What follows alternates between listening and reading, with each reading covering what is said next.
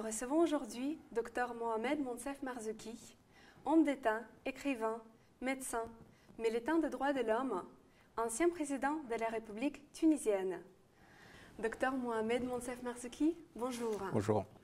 Après avoir fait vos études en France, vous avez commencé votre carrière en tant que professeur de médecine communautaire à l'Université de Sousse en Tunisie. Vous vous êtes ensuite engagé à la Ligue tunisienne des droits de l'homme. Pourquoi avez-vous fait ce choix? En fait, c'est un peu comme quand on tire sur une pelote.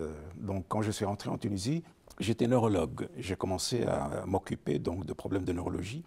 J'étais frappé par le fait qu'en Tunisie, on avait beaucoup d'enfants encéphalopathes, c'est-à-dire d'enfants handicapés. Et donc, j'ai profité de ma formation de neurologie pour essayer de savoir de quoi il s'agit. Et là, je me suis rendu compte qu'en fait, il y avait une espèce de machine infernale qui produisait à peu près, j'avais calculé qu'elle produisait à peu près 4000 enfants handicapés par an. Et il fallait absolument savoir pourquoi. Et en travaillant mes dossiers cliniques, j'ai découvert que c'était tout simplement soit l'absence de vaccination pour la rougeole, soit les accouchements traumatiques, soit la consanguinité. Donc, je suis allé voir le ministre de la Santé. Je lui ai dit, monsieur le ministre, il y a un problème, mais il faut absolument qu'on fasse quelque chose pour arrêter cette machine. Et il me dit, mais attendez, pourquoi est-ce que vous ne vous en occupez pas? Et c'est comme ça que je me suis retrouvé de neurologue à faire de la santé publique, de la santé communautaire. Donc on a effectivement lancé une campagne de vaccination contre la rougeole. Dans les années 81, tous les enfants tunisiens étaient enfin vaccinés contre la rougeole. Ensuite, on a fait un programme de lutte contre les accouchements traumatiques en formant les infirmiers, en formant les médecins pour diminuer les risques d'encéphalopathie par accouchement traumatique. Et on a lancé une campagne d'éducation pour lutter contre la consanguinité, pour amener les gens à changer un peu, surtout dans les paysans, à changer un peu leur mentalité, à se dire qu'il vaut mieux se marier ailleurs qu'entre cousins. Et c'est comme ça que donc, je me suis mis à faire de la santé publique. Et puis après, étant impliqué dans ces histoires de droits d'enfants handicapés, j'ai commencé à faire du travail social, c'est-à-dire à lutter pour que ces enfants aient leurs droits, que ce soit au niveau de l'éducation, au niveau du transport.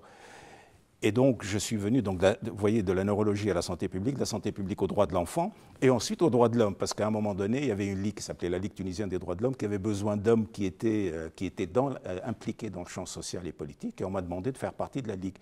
Et je me suis retrouvé, 4 années plus tard, le président de la Ligue tunisienne des droits de l'homme. Et là, de nouveau, je me retrouve avec des problèmes qui n'étaient absolument pas...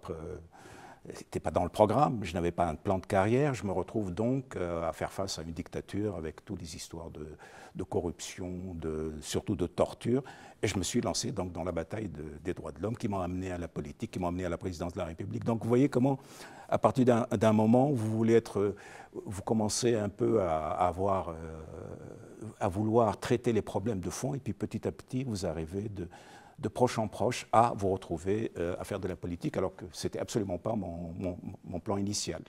Alors, tout au long de votre carrière politique, vous avez défendu la liberté et l'égalité, deux des valeurs présentes dans la devise de la République française. Oui.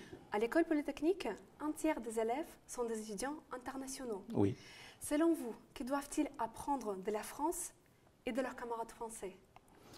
Bien, je pense que moi, je suis issu de l'enseignement français parce que j'ai fait mon bac français, j'ai été lauréat du concours général, chose dont je suis très fier.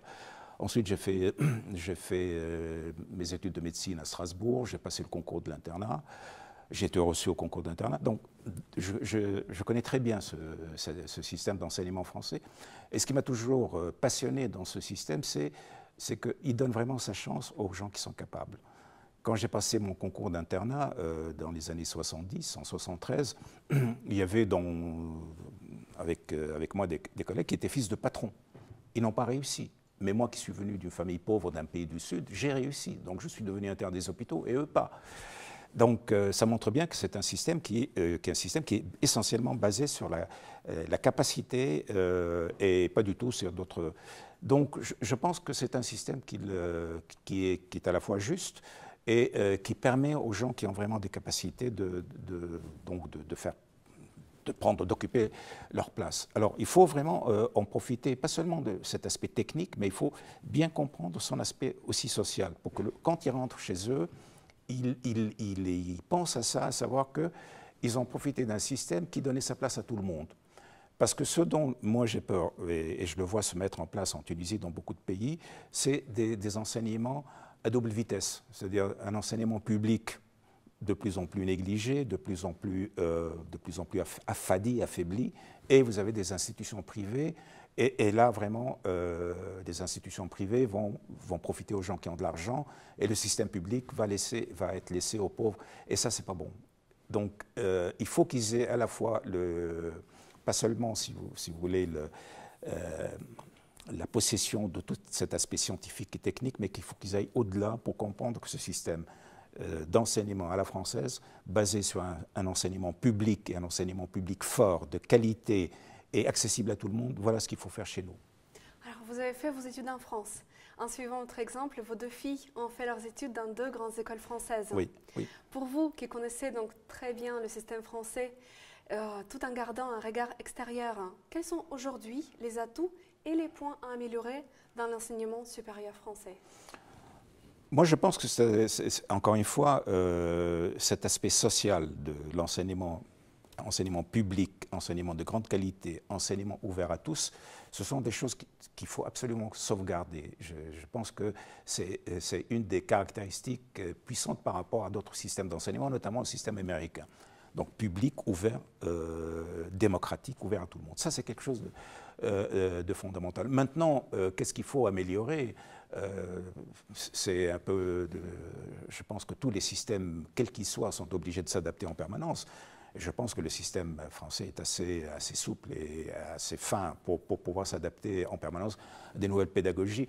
Moi, j'étais enseignant à la faculté de médecine de Sousse. Et je voyais très bien comment, par exemple, on n'arrêtait pas de changer à la fois les programmes, à la fois de techniques d'enseignement, de pédagogie, etc. Mais ça, si vous voulez, c'est la vie de tous les systèmes, quels qu'ils soient. Et je pense que le système d'enseignement français a beaucoup de cartes qui sont en sa faveur. Je vous remercie, Dr Mohamed Mansef. C'est moi.